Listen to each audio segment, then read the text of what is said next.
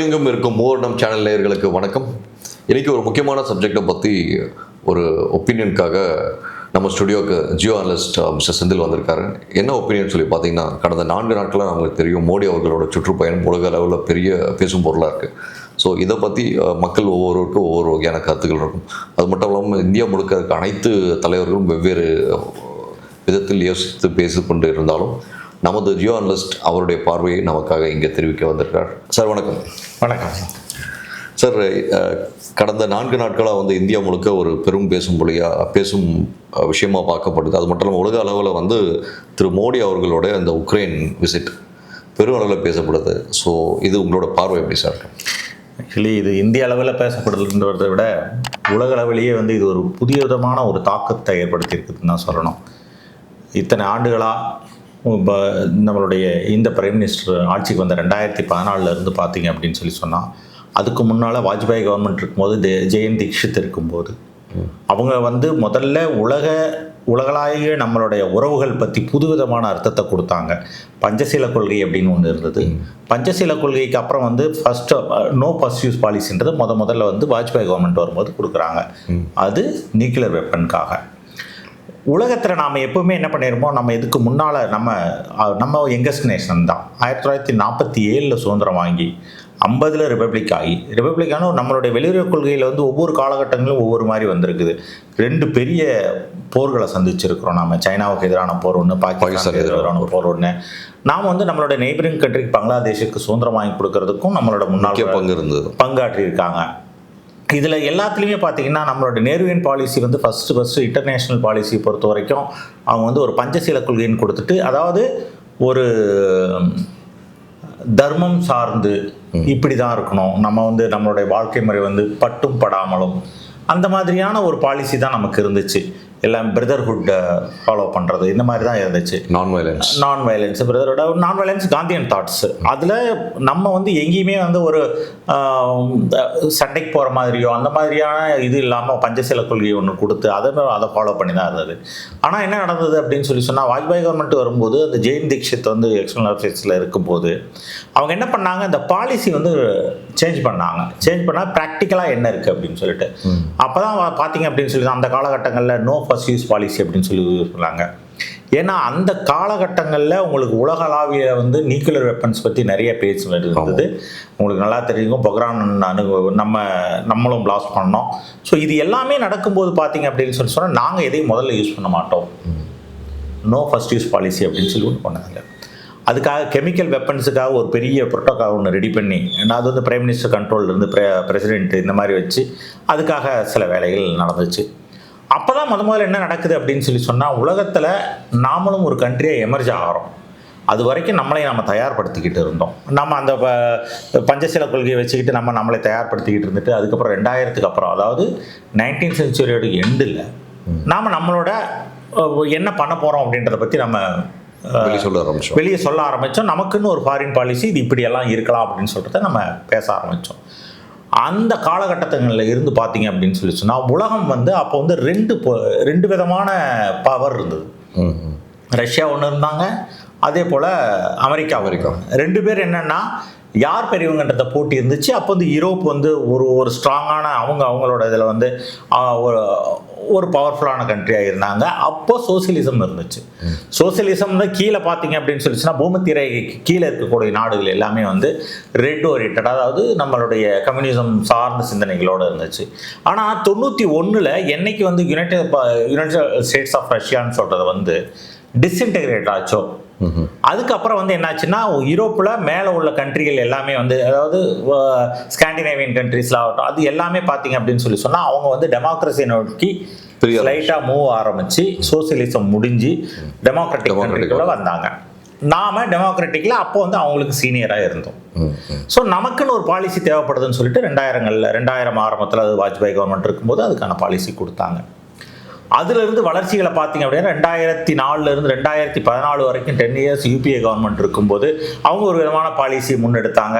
அப்போ அது பிகினிங் ஸ்டேஜ்னு தான் நம்ம சொல்லணும். பிகினிங் ஸ்டேஜில் மன்மோகன் சிங் கவர்மெண்ட் இருக்கும்போது அவங்களோட இன்டர்நேஷ்னல் அனலைசிஸ் எல்லாமே பார்த்தீங்க அப்படின்னு சொன்னால், அதை அண்டர்ஸ்டாண்ட் பண்ணிக்கிறதுக்கு நம்ம நாடு ட்ரை பண்ணிச்சு. இதில் நீங்கள் ஒரு விஷயத்தை மட்டும் நம்ம தெளிவாக பார்த்துக்கணும். எப்படின்னா, எந்த அரசியல் கட்சி கவர்மெண்ட் இருக்குது அப்படின்றது விட முக்கியம் என்ன அப்படின்னு சொன்னால் என்ன முன்னெடுப்பு நம்ம எடுத்துக்கிறோம் அப்படின்றது தான். அந்த கவர்மெண்ட் இருக்கும்போது அவங்களால வந்து அந்த UPA 1 and 2ல எக்ஸ்டர்னல் அஃபேர்ஸ்லாம் அவங்கள வந்து பெரிய இம்பார்ட்டன்ஸ் கொடுக்கல. உண்மை. அந்த வாஜ்பாய் கவர்மெண்ட் இருக்கும்போது பவர்ஃபுல்லான நாடு அப்படின்னு சொல்கிறதும், லாகூருக்கு பஸ்ஸு விட்டு அந்த நம்மளோட உறவை வலுப்படுத்தினது, இந்த மாதிரியான விஷயங்கள் பண்ணிவிட்டு அதை வந்து எப்படி சரி பண்ண முடியும்னு சொல்லி பார்த்தாங்க. மன்மோகன் சிங் கவர்மெண்ட் வந்த பின்னால் அவங்களும் 2 முன்னெடுப்புகள் எடுத்துட்டாங்க. அவங்களெல்லாம் லுக்கிஸ்ட் பாலிசி, அதே போல் வந்து ஆஃப்ரிக்கா பாலிசி, இந்த மாதிரிலாம் கொடுத்து ஆஃப்ரிக்கன் கண்ட்ரிஸ் எல்லாத்தையுமே பண்ணுறதுக்கு மன்மோகன் சிங் கவர்மெண்ட்டில் ட்ரை பண்ணாங்க. அதே போல் ஈஸ்டர்ன் கண்ட்ரிஸ், நமக்கு ஈஸ்டர்ன் கண்ட்ரிஸ் அதுக்காக பண்ணியிருந்தாங்க. ஸோ இதெல்லாம் பண்ணி முடிக்கும் போது நீங்கள் 2014 வந்து மோடி கவர்மெண்ட் வராங்க. மோடி பிரைம் மினிஸ்டர் ஆன பின்னால் சச் எ பவர்ஃபுல் லீடர். அவங்களோட அந்த பவர்ஃபுல்லான ஒரு என்ட்ரி இந்த ஒரு எப்படி சொல்கிறதுன்னா அதுக்கு முன்னால் 2 UPA கவர்மெண்ட் இருக்கும்போதும் அவங்களோட மெஜாரிட்டி கவர்மெண்ட் கிடையாது. அது யுனைடெட் ப்ரோக்ரெசிவ் அலையன்சஸ் வந்து பார்த்தீங்கன்னா ஒரு 110 சீட்டு வச்சுருப்பாங்க, இன்னொரு 140 இருப்பாங்க. காங்கிரஸ் அவங்க தான் இருந்திருப்பாங்க, மற்ற கட்சிகள்லாம் இருந்தாங்க. ஆனால் அந்த 10 வருஷத்துக்கு முடிஞ்சு 2014 வரும்போது தனியாக ஆட்சியாக தனியாக கவர்மெண்ட் ஃபார்ம் பண்ணுற அளவுக்கு பிஜேபி தனியாகவே வந்துட்டாங்க. அதுக்கப்புறம் 2019 வரும்போது அதுக்கு அடுத்தது 19 வரும்போது எகெயின் அவங்க ஸ்ட்ராங்காக வந்து 300 சீட்டுக்கு மேலே வந்து. ஸோ இந்த 2 பீரியடும் அவங்களுக்கு வந்து எக்ஸ்டர்னல் அஃபேர்ஸை வந்து கவனிக்கிறதுக்கான எந்த அளவுக்கு ஃப்ரீடம் இருக்கோ அந்த அளவுக்கு ஃப்ரீடம் கொடுத்துருந்தாங்க மோடிக்கு. அப்போ தான் பார்த்தீங்க அப்படின்னு சொன்னால் மோடியோட டூர்ஸ் வந்து எவ்வளோ அதிகமான எல்லா நாடுல அப்போ வந்து ஹி வாஸ் செட்டிங் தட். அதாவது என்னை பொறுத்த வரைக்கும் இந்த விஷயத்தில் ஒரே ஒரு விஷயம் சொல்லுவேன். எப்படின்னா RSSனுடைய அகண்ட பாரதம்ன்ற கொள்கையை ரிஃப்ளெக்ட் பண்ணுறதுக்காக தான் மோடி வந்து எல்லா விஷயத்தையும் தெளிவாக பண்ணாருன்றதான் என்னோட ஒப்பீனியன் இந்த விஷயத்தில். உங்கள் பாயிண்ட் ஆஃப் வியூ RSS சொல்படி மோடி RSS சொல்படி கிடையாது, RSS கொள்கைப்படி. So they are trying to make அகண்ட பாரதம்ன்றது ஒரு எல்லா கண்ட்ரியும் உள்ளடக்கியது. அதுக்கப்புறம் தான் விஸ்வகுருன்னு சொல்லி ஒன்று சொன்னாங்க. இந்த 2 விஷயத்தையும் வந்து அதுக்கு தகுந்த மாதிரியான ட்ரிப்ஸ் அவரோடது. கிட்டத்தட்ட 113 கண்ட்ரி 114 கண்ட்ரி நம்மளது UN ரெக்கனைஸ் இருக்குது அப்படின்னா 100 கண்ட்ரிக்கு மேலே அவர் ட்ராவல் பண்ணிட்டாரு அந்த 10 வருஷங்களில். அவர் என்ன பண்ண ப்ரூவன் தர் எபிலிட்டி இன்டர்நேஷ்னலாக எக்ஸ்டர்னல் அஃபேர்ஸில் நமக்கு உள்ள திறமையை வந்து தெளிவாக பதிவு செஞ்சுட்டாங்க. ஸோ இன்டர்நேஷ்னல் லீடர்ன்றது அதை பதிவு பண்ணாங்க. இன்டர்நேஷ்னல் லீடர்ன்றது அதை பதிவு பண்ணினாங்க. அதை பதிவு பண்ணது மட்டும் இல்லாமல் அதுக்கு தகுந்த மாதிரி ஜெய்சங்கர் அவர்கள் வந்து அவர் வந்து எக்ஸ்டர்னல் அஃபேர் மினிஸ்டர் ஆன பின்னால் ஒரு IFS ஆஃபீஸர் கொண்டு வந்து எக்ஸ்டர்னல் அஃபேர்ஸ் மினிஸ்டர் ஆகிறாங்க. நான் ஏற்கனவே வேற ஒரு இன்டர்வியூவில் சொல்லியிருக்கேன். உங்களுக்கு இந்த கவர்மெண்ட்டை பொறுத்த வரைக்கும் பார்த்தீங்க அப்படின்னு சொன்னால் வேர் தெர் இஸ் எபிலிட்டி அவங்க அங்கிருந்து அப்படியே பிக் பண்ணுறாங்க. அவங்க பார்ட்டியோட ஆளாக இருக்கணுன்ற அவசியம் இல்லை, ஒரு பேக்ரவுண்ட் இருக்கணுன்ற அவசியம் இல்லை, எதுவுமே கிடையாது. தேவையான ஆளை தேவையான இடத்துக்கு யூஸ் பண்ணுறாங்க. அவங்க அப்படி வந்து ஜெய்சங்கரை யூஸ் பண்ணது போக அவங்க இன்டர்நேஷ்னல் பாலிசியில் நம்ம அந்த ரிலேஷன்ஷிப் வந்து ரொம்ப தெளிவாக கட்டமைக்கப்பட்டு விட்டது. ஓகே, ஒரு நாடு இருக்குது, நாட்டினுடைய ஒரு எதுவுமே எந்த பக்கமும் ஸ்டாண்ட் எடுக்காத ஒரு நிலை நாம் வச்சுருக்கோம். அதுக்கப்புறம் ஒரு ஸ்டாண்ட் எடுக்கிறதுக்காக இதுதான் நம்மளுடைய கொள்கையை வகுக்கிறோம். அந்த கொள்கை வைக்கிற மாதிரி டெஸ்டிங் கிரவுண்ட்ஸாக வந்து 2-3 விஷயங்கள் பண்ணுறாங்க. அப்போ வந்து எகெயின் வந்து நம்மளோட கவர்மெண்ட்டை நம்ம இந்தியன் கவர்மெண்ட் வந்து டெஸ்டிங் கிரவுண்டாக அவங்களுக்கு 2004 14 வரைக்கும் நிறைய டெஸ்டிங்ஸ் நடக்குது. கண்டிப்பாக கவர்மெண்ட் அப்படிங்கிறது வந்து ஒரு பர்டிகுலர் பார்ட்டி ஓரியன்ட் மட்டும் கிடையாது. இந்தியாவுக்குன்னு ஒரு கொள்கை இருக்குல்ல, அந்த கொள்கையில் வந்து அவங்க டெஸ்டிங்லாம் பண்ணுறாங்க. முடிச்சு கரெக்டாக வரும்போது நம்ம okay we can lead it அப்படின்ற லெவலுக்கு கொண்டு வரதுக்காக திருப்பி இந்த 10 வருஷத்தை எடுத்திருக்காங்க. 2014 24 வரைக்கும் ஏகப்பட்ட பைலேட்டரல் ட்ரீட்டிஸு, நிறைய இடங்களில் வந்து நீங்கள் வந்து நம்மளோட ஸ்டாண்டை சொல்ல ஆரம்பிச்சிருக்கோம். எல்லா இடங்கள்லையும் சைனா கிட்டே ஆகட்டும், உங்களுக்கு நல்லா தெரியும் கல்வான் பள்ளத்தாக்கில் நடந்த விஷயங்கள் தெரியும். அப்பையும் ஸ்டாண்ட் வந்து தெளிவாக இருந்துச்சு. அபிநந்தனை கொண்டுட்டு போயிட்டு அவங்க இடத்துல வச்சு சர்ஜிக்கல் ஸ்ட்ரைக்கில் போய் நீங்கள் கரெக்டாக அட்டாக் பண்ணி அவங்களோட நாட்டில் இருந்து வெளியில் கொண்டு வந்து இந்த மாதிரி விஷயங்கள்ல நம்மளோட டிஃபென்ஸ் வந்து நம்மளோட பவர் என்ன அப்படின்றத ப்ரூவ் பண்ணாங்க. இப்போ இந்த விஷயங்கள் எல்லாமே கட்டமைக்கப்பட்டு விட்டது. அதுக்கு அடுத்து என்ன அப்படின்னு சொன்னால் who is going to rule the world அப்படின்ற மாதிரி ஒரு சுச்சுவேஷன் இருக்கும். கரெக்ட். என்ன இருந்தது, முதல்ல US மட்டுமே தங்களோட அதிகாரத்தை அதுக்கப்புறம் என்ன நடந்தது, ரஷ்யா வந்த பின்னால் அவங்க வந்து திருப்பியும் அவங்களோட டாமினேஷன் காமிச்சாங்க. 91 வந்து டிஸ்இன்டகிரேட் ஆன பண்ண அதுக்கப்புறம் வந்து எகெயின் US வந்து தன்னோட டாமினேஷனை காமிச்சாங்க. அதுக்கப்புறம் புட்டின் வந்ததுக்கு அப்புறம் அதாவது கிட்டத்தட்ட அந்த ஒரு 7-8 ஆண்டுகளில் கொஞ்சமாக வந்து அவங்களும் பில்ட் பண்ணி புட்டின் வந்துட்டு அவங்க 2 பேருக்கு இடையில வந்து அந்த போட்டியை வந்து திருப்பியும் பைபோலார் ஆகிடுச்சு. யூனிபோலார் வந்து திருப்பி பைபோலார் ஆனிச்சு. அதுக்கப்புறம் உங்களுக்கு பார்த்தீங்க அப்படின்னு சொன்னால் யூஎஸோட கரன்சியை டெமாலிஷ் பண்ணணும்னு சொல்லிட்டு சவுத் கோஆப்ரேஷன் சொல்லி பூமத்திய ரேகைக்கு கீழே இருக்கக்கூடிய எல்லா கண்ட்ரிகளும் ஒரு கரன்சியை காமன் கரன்சியாக வைப்போம், முதல்ல டாலரை வேணாம் அப்படின்னு சொல்கிறதுக்காக ட்ரை பண்ணாங்க. அது ஃபெயிலியர் ஆச்சு. அதுக்கப்புறம் பிரிக் கண்ட்ரிகள், அதுக்கப்புறம் உங்களுக்கு இந்த நேட்டோ நாடுகள், இது எல்லாமே நீங்கள் பார்த்தீங்க அப்படின்னு சொன்னால் NATO it was like dominated by US. ஆனால் அது தவிர மற்ற பிளாக்ஸ் எல்லாம் இருக்கு இல்லைங்களா, உங்களுக்கு பிரிக் ஆகட்டும், சார்க் ஆகட்டும், இந்த மாதிரி நிறைய பிளாக்ஸ் இருக்குது. எல்லா பிளாக்ஸுமே G7 G20 எல்லாமே வந்து பார்த்தீங்க அப்படின்னு சொன்னால் அவங்களோட டாமினேஷன் இல்லை. ஸோ ஈக்குவல் பவர்ஸ் வந்து யார் பவர்ஃபுல் அப்படின்றது கொஞ்சம் கொஞ்சமாக மாறிட்டு இருந்தது. மாறிட்டு இருந்ததோட விளைவுகள் நம்ம அதுக்கு அதே காலகட்டங்களில் இந்தியாவில் இருக்கக்கூடிய ஃபாரின் பாலிசி கொஞ்சம் கொஞ்சமாக நம்ம செட் பண்ணதுக்கு அப்புறம் ஒரு இப்போ 2010 2014 உங்களுக்கு 2019 வரைக்கும் கிட்டத்தட்ட 10 ஆண்டுகள், சாரி 6 ஆண்டுகள் அதில் வந்து ஓரளவுக்கு அவங்க ட்ராவல் பண்ணி எல்லாத்தையும். இதுக்கப்புறம் இப்போ வந்து yes we are a powerful people அப்படின்னு சொல்கிறது முதல்ல 1991 டிஸ்இன்டெகிரேட் பண்ணும்போது முதல்ல யுக்ரைனும் வந்து அங்கே இருந்தவங்க தான். ஆமாம், யுஎஸ்எஸ்ஆரில் இருந்தது, அது டிஸ்இன்டெகிரேட் அப்படின்னால சின்ன சின்ன கண்ட்ரிஸாக மாறிடுச்சு. அந்த கண்ட்ரிக்கு வந்து நாங்கள் வந்து இதுக்கப்புறம் நாங்கள் மத்தியஸ்தம் பண்ண முடியும் அப்படின்றது தான் இந்த கவர்மெண்ட் ஆரம்பித்தோட உடனே 2024 நம்ம பிரைம் மினிஸ்டர் வந்து அங்கே ட்ராவல் பண்ணியிருக்காரு. ஸோ உங்களுக்கு இந்த நீண்ட இந்த ஸ்டோரி இந்த 70 வருஷமாக நடந்த விஷயங்கள் பார்த்தீங்க அப்படின்னு சொன்னால் இந்தியா வந்து பிரிக் பை பிரிக்காக வச்சு ஸ்ட்ராங்காக ஆர்கானிக்காக ஒரு சிஸ்டத்தை உருவாக்கி எல்லா இடத்துலையுமே நம்ம கண்ட்ரி நாம லீடில் இருக்கணும் அப்படின்ற ஆசை எல்லா கண்ட்ரிக்குமே உண்டு. கண்டிப்பாக. So we are taken into that. நாம் அந்த லெவலுக்கு இப்போ வந்திருக்கிறோம். நாம் அந்த இடத்த அந்த வாரை நிறுத்தணும்னா நம்மளால் மட்டும்தான் முடியும் அப்படின்றது உலக லெவலில் ஏற்கனவே பேச்சுகள் இருந்தது. இப்போ கரெக்டாக நீங்கள் வாரை பற்றி பேசினாலும் இந்த கேள்வி சார், ஏற்கனவே மோடி அவர்கள் சொல்படி தான் ஒரு 3 நாள் வந்து வாரம் நிறுத்தினாங்க. இப்போ மோடி அவர்கள் உக்ரைன் விசிட்டுக்காகவும் ஒரு நாள் கரெக்டாக நிப்பாட்டியிருக்காங்கன்ற போது இது கிளியராக தெரியுது ஜெய்சங்கர் அவருடைய வேலைகள் தான் இந்த மாதிரி விஷயங்கள் இவ்வளோ ஸ்ட்ராங்காக நடக்குதுன்றது. ஆனால் இப்படி ஒரு மத்தியஸ்தம் இப்போது இருக்க சூழ்நிலைக்கு எப்படி இருக்கும்ன்றதை நீங்கள் எதிர்பார்க்குறீங்க? இல்லை, இப்போது இருக்க சூழ்நிலைக்கு நீங்கள் சொல்கிறது என்ன, இந்தியாவில் இருக்க சூழ்நிலைக்கு இல்லை, உலகளாவிய சூழ்நிலைக்கு. உலகளாவிய சூழ்நிலைக்கு உலகளாவிய சூழ்நிலை அமெரிக்கா நம்ம மேலே அவ்வளோ கோவத்தில் இருக்கான். இல்லை, அமெரிக்கா கோவத்துக்கு யாரும் கவலைப்பட போகிறதே கிடையாது. அமெரிக்கா வந்து இன்னைக்கு இல்லை, மன்மோகன் சிங் பீரியட் இருக்கும்போதே நம்ம சிதம்பரம் ஃபினான்ஸ் மினிஸ்டராக இருக்கும்போது 2 சாங்ஷன்லாம் போட்டாங்க. நோபடி கேர் போடுது. யுஎஸோட அவங்களோட அந்த ஒரிஜினாலிட்டி, அவங்களோட பவர் அப்படின்றது இன்னைக்கு கிடையாது. We grown equally. சைனா வந்து அந்த ஈக்குவலாக இப்போ நம்ம இந்த ஒட்டுமொத்த பேச்சிலையும் உலக பவர் யாருன்ற பேசுறதுல சைனா வந்து ஒரு இடத்துல நம்ம வந்து தொடவே இல்லை. ஏன்னா it is one of the powerful country in the world. அதுக்கு பார்டரிங்கில் இருக்கக்கூடிய இந்தியா பவர்ஃபுல்லி க்ரோன். இப்போ நீங்கள் இந்த மத்தியஸ்தம் பண்ணுறது மூலமாக உங்களுக்கு நல்லா தெரியும் சைனா வந்து நம்மகிட்ட என்ன பேசணும் என்ன பேசக்கூடாதுன்னு அவங்க டிசைட் பண்ணிப்பாங்க. லைக் உங்களுக்கு ஒரு யாரோட ஒரு போட்டி இருந்துச்சு அப்படின்னா அவங்களுடைய என்கேஜ்மெண்ட் அண்ட் கண்டெய்ன்மெண்ட்னு சொல்லுவாங்க. இப்போ சைனாவுக்கும் நமக்கும் பிரச்சனை இருக்குது, சண்டை வருதுன்னா சண்டை ஒரு பக்கம் நடந்துட்டு இருக்கும், அதே சமயத்தில் பேச்சுவார்த்தை. இது வந்து என்கேஜ்மெண்ட் அண்ட் கண்டெய்ன்மெண்ட். இப்போ நம்ம வந்து புதுசாக காயின் வேணால் ஏதாவது வேர்ட் வேணால் காயின் பண்ணலாம். அதாவது என்னென்னா என்கேஜ்மெண்ட் அண்ட் என்ன சொல்கிறது பஞ்சாயத்து பண்ணுறதுன்னு வச்சுக்கலாம். நாம் எப்படின்னா நீங்கள் எங்களை தாக்கினால் தாக்குறதுக்கு நாங்கள் தயாராக இருக்கோன்றதை நம்ம ஏற்கனவே பல இடங்களில் ப்ரூவ் பண்ணிட்டு டிஃபென்ஸ் வந்து we are setting the norms. இப்போ நாம் என்ன பண்ணுறோம், சைனாவுக்கு அதர் பார்டரில் இருக்கக்கூடிய ரஷ்யாவையும் உக்ரைனையும் நாம் பேச்சுவார்த்தை நடத்தி அவங்கள செட்டில் பண்ணி கொடுக்குறோம். Does it mean whenever you raise your hand we are always ready for it அப்படின்றது தான் அது. So you mean to say all 360 degree we are ready to hit அப்படின்ற விஷயத்தை இன்டைரக்டாக மீன் பண்ணுற மாதிரி இல்லை, ஹிட்னு சொல்ல முடியாது.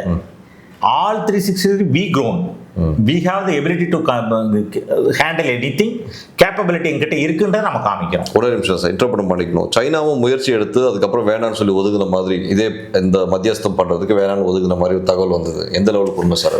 சார் ஆக்சுவலி சைனா வந்து எதுலையும் பண்ண முடியாது. உலக மக்கள் தொகையில் உங்களுக்கு நல்லா தெரியும் அதிக அளவில் இருக்கக்கூடிய மக்கள் தொகையில் இருக்கக்கூடிய ஒரு நாடு, டிஃபென்ஸு எக்கானமி எல்லாத்துலேயும் வளர்ந்து ஸ்ட்ராங்காக வளர்ந்துட்டு இருக்க ஒரு நாடு, அதாவது சுதந்திரம் வாங்கி செய்து கொண்டிருந்த ஒரு நாடு. நம்மளோட டெமோக்ராட்டிக் சிஸ்டம்க்கு நாம் சொன்னால் இன்னொருத்தரை கேட்க வைக்க முடியும். ஏன்னா நம்மளோட பாலிசி அப்படி இருந்திருக்குது. நீங்கள் எந்த காலகட்டங்கள்லையும் ரஷ்யாவுக்கும் நமக்கும் எப்பவுமே ஒரு நல்ல இணக்கமான சுமூகமான உறவு தான் இருக்கும். இன்னி வரைக்கும் அப்படிதான் இருக்கு. அது எப்பவுமே அப்படி தான் இருக்கும். அதுக்கு காரணம் என்னன்னா, சில உங்களுக்கு என்ன சொல்றது, நம்ம மாமா மச்சான்ற உறவு, அந்த உறவு வந்து ரொம்ப காலமா நீடிச்சிட்டு இருக்கு. நீங்க நம்மளோட டேம் எல்லாம் இருக்கு இல்லைங்களா, ரஷ்யாவோட பேட்டன் தான். சோசியலிஸ்டிக் கண்ட்ரி அது. நம்ம வந்து ஓரளவுக்கு சோசியலிசம்ல ஃபர்ஸ்ட் இருந்தோம். அதனால அந்த பேட்டர்ன் தான் நாமளே ஃபாலோ பண்ணிட்டு இருக்கோம். ஸோ அதனால வந்து அது சைனா வந்து அவங்க மத்தியஸ்தம் பண்றதுக்கான வாய்ப்பு ரொம்ப கம்மி. இப்போ ஃபார் எக்ஸாம்பிள் நீங்க எடுத்துக்கிட்டீங்கன்னா, எது சரி எது தப்புன்றதுக்குள்ள நான் வரல. இந்த விஷயத்தை பொறுத்த வரைக்கும் சைனால ரிலீஜியஸ்லி இப்போ ஒரு முஸ்லீம் கம்யூனிட்டி அவங்க வந்து என்ன வேணாலும் ரைஸ் பண்ணி அங்கே பண்ண முடியாது. That is not democratic country. They Detroit so many mask அந்த மாதிரிலாம் பண்ணியிருக்காங்க. பண்ணிட்டு நீங்கள் இதை தான் ஃபாலோ பண்ணணும்னு சொல்லியிருக்காங்க. பிரான்ஸில் இந்த மாதிரி நடந்திருக்குது. ஸோ இது என்ன அப்படி என்ன சொல்ல வரேன்னா, அந்த கண்ட்ரி இந்த மாதிரி வேலையெல்லாம் பண்ணியிருக்கும் போது அவங்க வந்து அந்த ஒரு விஷயத்த பண்ண முடியாது இல்லையா. அதனால வி ஹேவ் தட் ஐடியா, நமக்கு என்ன பண்ண முடியுன்றது இருக்கு. நாம் அதான் இன்னொரு விஷயமும் இருக்குது. ரஷ்யாவை மேலே சாங்ஷன் போட்டாங்க 2021-22 வார் ஸ்டார்ட் ஆன உடனே, உக்ரைன் வார் ஸ்டார்ட் ஆன உடனே. அதே போல் உக்ரைனுக்கு வந்து அங்கேருந்து எதுவுமே ஏற்றுமதி பண்ண முடியல, அந்த மாதிரி ஒரு சூழ்நிலை இருந்தது. சாங்ஷன் போட்ட பின்னால் இந்தியாவும் ரஷ்யாவும் ஈக்குவலாக வந்து ரஷ்யாவுக்கிட்ட வந்து அவங்களோட ஆயில் வெல்த்தை கண்ட்ரோல் பண்ணால் அந்த கண்ட்ரி கண்ட்ரோல் பண்ணலான்னு சொல்லிட்டு இன்டர்நேஷ்னலி தே டிசைடட் சாங்ஷன் பண்ணாங்க. சாங்ஷன்னா தடை விதித்தாருங்க ரஷ்யா மேலே. அவங்களோட ஆயில் எங்கேயுமே வெளியில் போகக்கூடாதுன்ற மாதிரிலாம் பண்ணி வச்சுருந்தாங்க. அந்த டைமில் இந்தியா வந்து ரேட்டை குறைச்சி அவங்ககிட்ட அவங்க கரன்சிலே நம்ம அதை வாங்கினோம். ஆமாம், நம்ம கரன்சியே கொடுத்துட்டு நமக்குள்ள நம்ம பைலேட்டரல் ட்ரேட் வந்து அதிகமாச்சு. வேற நம்ம இங்கே சவுதி இந்த மாதிரி இடங்கள்ல இருந்து வாங்குறத குறைச்சிக்கிட்டு அங்கே நிறையா வாங்கினோம். நம்மளோட எக்கானமி டெவலப் பண்ணுறதுக்கு நாம் அதை யூஸ் பண்ணிட்டோம். ஸோ அப்பயே வி ப்ரூவன் தட் நாங்கள் வந்து யாருக்கும் கவலைப்பட போகிறதில்ல, கட்டுப்பட போகிறதில்ல. இடையில எலெக்ஷன் வந்ததுனால ஒரு 1 இயர் வந்து நம்ம அந்த விஷயங்களை சரியாக எடுக்கலை. அதுக்கப்புறம் செட்டில் ஆகிற வரைக்கும், கொஞ்சம் ஸ்டெபிளைஸ் ஆகிற வரைக்கும் வெயிட் பண்ணாங்க. ஸ்டெபிளைஸ் ஆன உடனே வந்து இன்னைக்கு வந்து தே ஆர் லுக்கிங் ஃபார்வர்ட். நம்ம மோடியை பொறுத்த வரைக்கும் எப்படி வந்து இந்த இதை செட்டில் பண்ணுறது அப்படின்னு பார்ப்பாங்க. ஆக்சுவலி இது செட்டில் ஆகிறதுக்கான வாய்ப்பு அதிகமாக உண்டு. ஸோ வார் செட்டில் ஆக வாய்ப்பு இருக்கும். உண்டு. இன்னொன்று சார், இப்போது யூஎஸ் வந்து நம்ம தொடர்ச்சியாக பார்த்துட்டு இருக்கோம். முதல்ல ஈராக்கில் சதாம் ஹுசேன் பீரியட்ல இருந்து, அதுக்கப்புறமா வந்து ஈரான் ஆகட்டும், இப்போது ஸ்ரீலங்கா ஆகட்டும், பக்கத்தில் இப்போ பங்களாதேஷ், இப்போது கடைசியாக அது உக்ரைன், எல்லா இடத்துலையும் யூஎஸோட இன்ஃப்ளூயன்ஸால தான் மிகப்பெரிய கிரைசிஸ் ஏற்பட்டுருக்கு. ஸோ இது வந்து உலக வளர்ந்த நாடுகள் எல்லாம் பார்த்து கொண்டு தான் இருக்குது. ஸோ இதுக்கு முற்றுப்புள்ளி யார் வைப்பா? அதாவது பூனைக்கு யார் மணி கட்டுவா அப்படின்ற ஒரு பாயிண்ட் வருது இல்லைங்களா சார்? பூனைக்கு மணி கட்டுறதுலாம் இல்லை, ஏற்கனவே நம்ம அவங்களுக்கு பலமுறை பதில் சொல்லியாச்சு. Correct sir. முயற்சிகள் முறியடிக்கப்பட்டது. ஸ்ரீலங்காவில் அவங்களோட முயற்சி முறியடிக்கப்பட்டது, நாம தான் அதை ஸ்டெபிலைஸ் பண்ணி கொடுத்தோம். உண்மை. பங்களாதேஷ் முறியடிக்கப்பட்டது, அது ஸ்டெபிலைஸ் பண்ணி கொடுத்தது நாமளாக தான் இருப்போம். பாகிஸ்தான் பிரச்சனை வந்தது, அங்கேயும் நாம தான் பண்ண முடியும். ஆப்கானிஸ்தானை நம்ம கண்ட்ரோலில் தான், நம்ம கண்ட்ரோல்னு சொல்ல முடியாது, நல்ல ரிலேஷன்ஷிப் தான். Correct sir. இந்த நம்மளை சுற்றியுள்ள எல்லா நாட்டுக்கும் நம்ம வந்து அவங்க ஸ்டெபிலைஸ் ஆகிறதுக்கு ஃபினான்சியலி வி ஆர் சப்போர்ட்டிங். இந்த மாதிரி பண்ண இன்னும் அவங்களுக்கான அந்த யூஎஸ்க்கு வந்து நம்ம மேல இருக்க கோவம் ஜாஸ்தி ஆயிட்டு நமக்கான டெவலப்மெண்ட் யாரு யூஎஸ் அவங்களுக்கு கோவம் வந்தா என்ன வரல யாரு?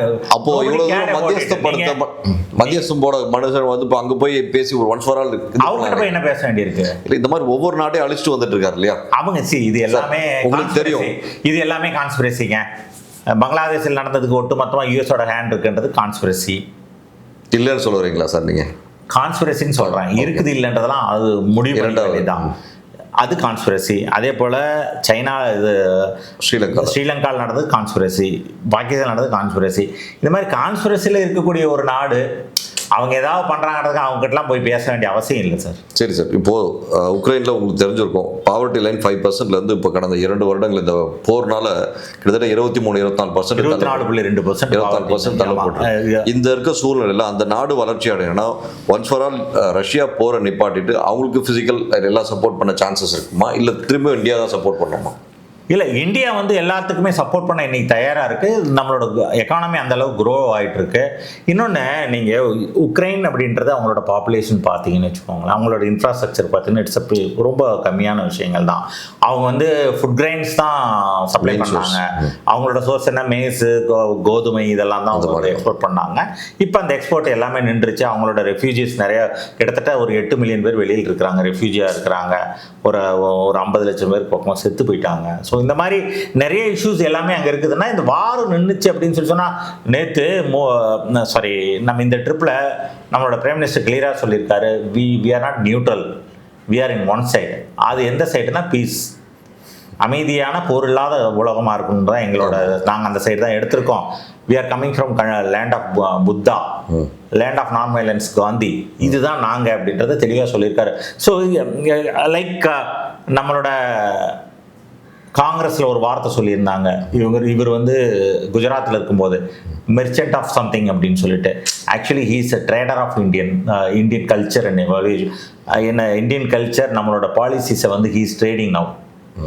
இந்தியாவிலேருந்து எடுத்துகிட்டு போய் நான் வயலன்ஸ், காந்தியோட நான் வயலன்ஸ் சும்மா பேசுனா பத்தாது, நாங்கள் காந்தியோட வழித்தோன்றல்கள்னு பத்தாது, நீங்கள் கொண்டுட்டு போய் அங்கே கொடுக்குறீங்க பாருங்கள், லேண்ட் ஆஃப் புத்தான்னு சொல்கிறாரு பாருங்க, அந்த கொண்டுட்டு போய் அவங்கள க்ரியேட், நம்மளோட கலாச்சாரத்தில் அவங்கள க்ரியேட் பண்ணி இது சொல்கிறதுனால சார், நேற்று கூட ஜெய்சங்கர் அவர்களோட இதுவோ பார்த்தேன், பிபிசி வந்து மோடி அவர்கள் வந்து ரஷ்யாவில் போய் அதை கட்டி பிடிக்கிற விஷயங்கள், நீங்கள் சொன்னீங்களா கல்ச்சர் ட்ரேட் பண்ணுறாரு சொன்னீங்களே மோடிஜி.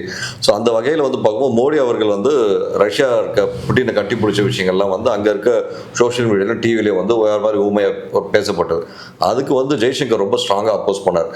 எங்கள் கல்ச்சரை உலகம் முழுக்க தெளிவாக பரப்புறாரு, நிறைய பேர் அதை எடுத்து ஃபாலோ பண்ணுறாரு. நேற்று உக்ரைனில் இறங்குறாரு, ஏறணுன்னு எல்லாரும் வணக்கம் சொல்லி கூப்பிடுறது, இன்வைட் பண்ணுறது, அது உண்மையிலே நம்ம கல்ச்சர் வேர்ல்ட் லெவலில் ரீச் ஆனதுக்கான ஒரு எக்ஸாம்பிளாக தான் பார்க்கணும். நேச்சுரலி சார், நீங்கள் ஒவ்வொரு காலகட்டங்கள்லையும் என்னைக்கு வந்து ஜூன் 12 வந்து யோகா டே, இன்டர்நேஷ்னல் யோகா டே கொண்டு போய் வைக்க முடிஞ்சதோ அன்னைக்கே you can understand that he is taking Indian culture everywhere in the world. நாளைக்கு உலகத்தில் நம்மளோடதும் ஒரு ஈக்குவல் ஷேர் இருக்கணும், பார்ட் வந்து பெர்ஃபெக்டாக இருக்கணும் அப்படின்றதுல என்னை பொறுத்த வரைக்கும் Modi is doing very good. அவர் அந்த பாலிசி விஸ்வகுருன்னு அவங்க சொல்கிறாங்க இல்லைங்களா, அந்த விஸ்வகுரு ஆகிறதுக்கான வாய்ப்பு எல்லாமே நமக்கு அமைஞ்சு வந்திருக்குது. எந்த ஒரு கண்ட்ரியுமே நம்ம எக்ஸ்பேன்ஷன் அப்படின்றது வந்து நார்மலாக எதிர்பார்க்கறது தான். அது சண்டையில் பண்ண வேண்டாம், முதல்லாம் பண்ணுவாங்க இல்லைங்களா, போரில் இருக்கணும், அப்படி இல்லாட்டி திருமணம் செய்து கொண்டு எக்ஸ்பேண்ட் பண்ணுவாங்க. நம்ம வந்து அவங்களுக்கு கொடுத்து அவங்களோட நல்ல உறவோட கலாச்சாரத்தை கொடுத்து நம்ம எக்ஸ்பேண்ட் பண்ணுறோம். நன்றி சார், தங்கள் வருகைக்கும் கருத்து பதவிக்கும் மிக்க நன்றி. நன்றி சார். நேர்களை மீண்டும் ஒரு நல்ல சந்தர்ப்பத்தில் நல்ல விஷயத்தோடு கண்டிப்பாக விவாதம் செய்வோம். நன்றி, வணக்கம்.